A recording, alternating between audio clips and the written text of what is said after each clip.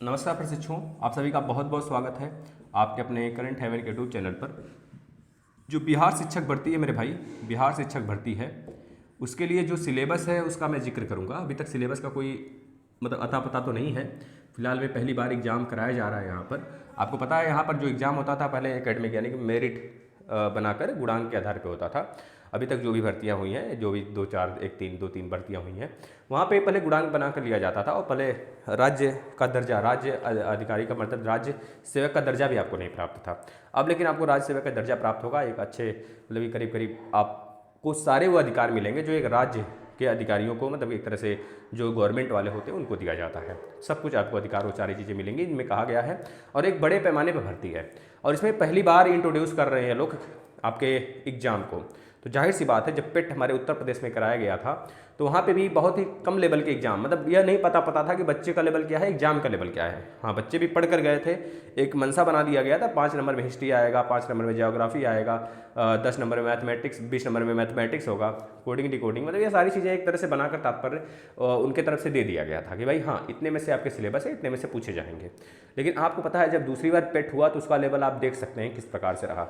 उसका लेवल सच में गजब रहा, है ना। मतलब गजब क्या, मतलब कि ठीक ठाक था। पिछले बार से कम बच्चों के मार्क्स भी आए, मेरिट भी कम गई। जो बच्चे पिछली बार 82 नंबर लाए थे वह 71 नंबर, 70 नंबर, 75 नंबर पे ही रह गए। कुछ न, यह तो कहा जा सकता है दूसरी बार जब पेपर बना थोड़ा सा स्ट्रिक्टली बनाया गया था और काफ़ी बेहतरीन पेपर रहा होगा, है ना। तो इसी प्रकार से जब यह बिहार में शिक्षक भर्ती पहली बार आ रही है तो जाहिर सी बात है इसका लेवल बहुत ज़्यादा नहीं रहेगा। कंपटीशन बच्चों की संख्या ज़्यादा होने की वजह से, है ना, समझ रहे हैं, बच्चों की संख्या ज़्यादा होने की वजह से हो सकता है कंपटीशन का लेवल अप हो जाए। यानी कि जाहिर सी बात है, अगर भारत की राजधानी पूछा जाता है दिल्ली है, लखनऊ उत्तर प्रदेश की राजधानी है, बिहार की पटना है, अगर ऐसे क्वेश्चन आ जाते हैं तो ऐसे क्वेश्चन तो सब कोई कर सकता है, हर कोई कर सकता है। आपको बता दिया जाए लूसेंट से सारे क्वेश्चन आ रहे हैं तो लूसेंट तो सारे बच्चे पढ़ लेंगे, फिर कंपटीशन का लेवल तो बढ़ेगा। मतलब कंपटीशन का लेवल नहीं, एग्जाम का लेवल नहीं बढ़ेगा। बच्चों में जो मारामारी होगा, जो कंपटीशन होगा, एक एक नंबर से, आधा नंबर से, पॉइंट नंबर से, वह चीज़ें इंक्रीज हो जाएंगी। मतलब आपका एक क्वेश्चन अगर आप गलत करेंगे तो भी आपके लिए बहुत ज़्यादा पीछे जाने की चांसेस, एक एक क्वेश्चन के अंदर, एक एक नंबर में लाखों, मतलब कि लाख 2 लाख बच्चे आ जाएंगे। इस तरह से कंपटीशन हो जाएगा। तो मतलब कि आपको स्ट्रिक्टली पढ़ाई करनी है, गलत कम करने हैं इन सब चीज़ों के लिए। सिलेबस क्या रहेगा, जो हमारे उत्तर प्रदेश में सुपर टेट में सिलेबस है, आपको पता है कि CDP है प्लस 17 सब्जेक्ट, मतलब कि CDP है, शिक्षण विधियाँ हैं, समझ रहे हैं ना, CDP, शिक्षण विधियाँ, मैथ, रीजनिंग के कुछ प्रश्न, 5-6 प्रश्न। इसके बाद आपके EVS है, SST मतलब आपका जो आपका ज्योग्राफी है उसके एक तरह से प्रश्न रहेंगे। जो आपका GK है उसमें 20 प्रश्न रहते हैं, प्लस करंट अफेयर उसके 30 प्रश्न हैं। तो सेम सिलेबस रहने वाले हैं, जो मैंने अभी बोला हूँ, बका हूँ, वही सारे के सारे क्वेश्चन, वही सारे के सारे टॉपिक बुक आपके एग्जाम में रहने वाले हैं। तो मैं लिख देता हूँ, एक बार आप लोग नोट करना चाहें तो नोट कर लें। जैसे कि हमारे उत्तर प्रदेश में अगर देखें तो जो मैथ है ना, मैथ वो 20 नंबर का है, तो हो सकता है इसमें भी 20-15 नंबर का हूबहू कॉपी कर लें दूसरे राज्य से, क्योंकि देखिए कोई चीज़ बात नहीं, उनको तो पता भी नहीं है शिक्षक भर्ती कैसे कराई जाएगी।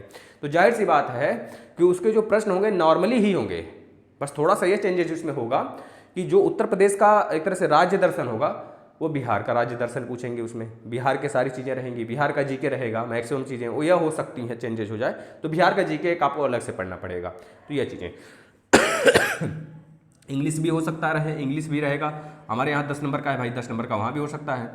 हिंदी भी है, हिंदी भी 20 नंबर का हो सकता है, हिंदी भी उसमें रहे 20 नंबर का। और संस्कृत भी है, हो सकता है संस्कृत भी रहे वहाँ पे। तो यह चीज़ें आपको देखने को मिलेंगी, जो यहाँ पर है वो चीज़ें सेम मिलेंगी। CDP आपका 30 नंबर का है तो CDP भी आपको देखने को मिलेगा। हो सकता है CDP बाल विकास जो है आपका, शिक्षण विधियाँ जो है, यह जो है इसमें भी कुछ बढ़ोतरी कर दें, इसमें भी 30 नंबर 20 नंबर जो भी बढ़ोतरी करना चाहे, मतलब इस सब्जेक्ट आप देखो, आप नंबर वही मत देखो, सब्जेक्ट पढ़ना शुरू करो आप। लूसेंट पे ध्यान दो, लूसेंट पे ध्यान दो, डेली करंट अफेयर पढ़ो, करंट अफेयर डेली फॉलो करो।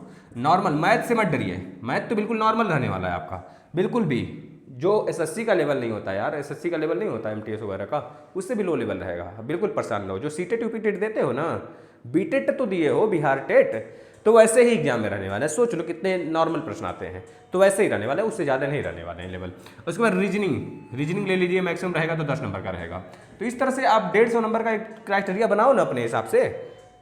अब क्या आएगा इसमें, बहुत तोप तो नहीं है, मुझे नहीं लगता है कि कुछ अलग से कुछ चीज़ें आएंगी। तो भाई अभी तक जो भी हुआ है ना बना हुआ, वो बात की बात है, एग्जाम कराएं ना कराएं, आप एग्जाम ना कराने के लिए विरोध करें, वो तो बात की बात, अभी तक एग्जाम नहीं लेते थे, क्यों एग्जाम ले रहे हो? बीपीएससी एग्जाम कराएगी, कोई और संस्था कराएगी, उस पर टिकट टिप्पणी हमारे अधिकार में नहीं है कि हम कर सकें उस पर, ना ही हम उस लेवल के हैं कि हम उस पर टिकट टिप्पणी करें बीपीएससी पर या फिर सरकार के मुद्दों पर, सरकार जो बोले उस पर मैं रोक टोक करूँ कुछ नहीं, उस पर क्यों मैं करूँ? हाँ, गलत चीज़ें हैं तो करी जाएंगी, बच्चों का सहयोग रहेगा तो सारी चीज़ें होंगी, लेकिन हाँ जो चीज़ें हैं उस संस्था करा रही है तो कराए, बात खत्म।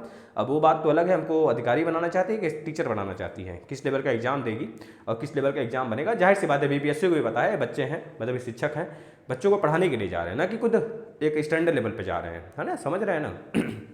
तो बेसिक चीज़ें रहेंगी, इसमें कुछ डरने की बात नहीं है कि पेपर बहुत ही टॉप रहेगा। तो ये चीज़ें रहीं आपके सिलेबस जो मैंने बता दिया बिहार बच्चों को जो बोले। और रहेगी बात उत्तर प्रदेश वाले बच्चे शामिल होंगे कि नहीं होंगे, तो देखिए उत्तर प्रदेश अब किसी राज्य को उसमें रोका गया है, साफ साफ एक बात मेंशन है उसकी गाइडलाइन में कि यहाँ के डोमिसाइल होने चाहिए बिहार के। लेकिन आपको पता होगा जब पिछली बार यूपी टेट में उत्तर प्रदेश में जब शिक्षक भर्ती आई तो बिहार के या फिर अदर राज्य के बच्चे बहुत सारे काफ़ी बच्चे भरे थे, और जब उनका सिलेक्शन हो गया तो यहाँ पर सिलेक्शन नहीं होना, मतलब यहाँ पे भी पहले से मेंशन थे कि यहीं के डोमिसाइल होने चाहिए उत्तर प्रदेश के। लेकिन उन्होंने वह अपना कोर्ट में गए, कोर्ट ने साफ साफ हवाला दिया, आर्टिकल नंबर आपको पता है कि समानता का अधिकार जो आपका 14 है उसका हवाला दिया कि भाई यहाँ पे समान चीज़ें बात होती हैं, और हमारे राज्य में केवल एक ही आधार कार्ड है, आधार कार्ड के बेस पर आप किसी भी राज्य में रहो, आप भारत के नागरिक कहे जाओगे, तो क्यों नहीं ना अधिकार हम लोग को अधिकार दिया जा रहा है दूसरे राज्य में।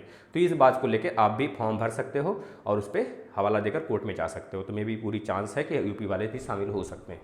धन्यवाद बच्चों, अगर और कोई जानकारी लेनी हो तो ज़रूर आप चीज़ें बताइएगा, हम उसके रिगार्डिंग वीडियो ज़रूर आपके सामने लेकर आएंगे। धन्यवाद।